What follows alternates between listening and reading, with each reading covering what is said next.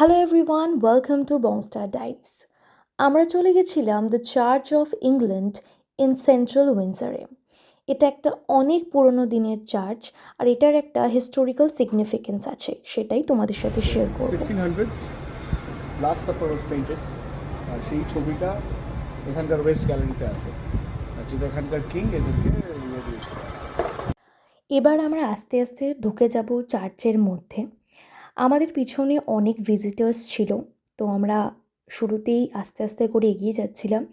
আর তোমরা তো জানোই যে চার্চের মধ্যে সবসময় সাইলেন্স বজায় রাখতে হয়। এটা এত পুরনো দিনের একটা চার্চ এবং এত সুন্দরভাবে মেনটেনড, এত শান্তি লাগছিল যে তোমাদেরকে আমি বলে বোঝাতে পারবো না। এখানের প্রত্যেকটা জিনিস এত ভালো লাগছিল, মনে হচ্ছিল আমি ওখানেই রয়ে যাই। আর এই যে আমি তোমাদেরকে এবারে দেখাবো দ্য লাস্ট সাফার পেন্টিংটা।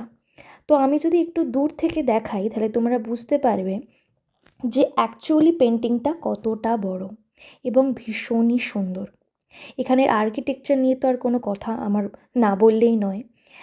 তো এখানে আরও একটা জিনিস, সেটা হচ্ছে তালপাতার ক্রস। ইস্টারের জন্য এখানে অনেক বানানো ছিল এবং স্মৃতি হিসেবে আমি একটা আমার সাথে নিয়ে এসেছি, আমি আমার বাড়িতে রেখেছি।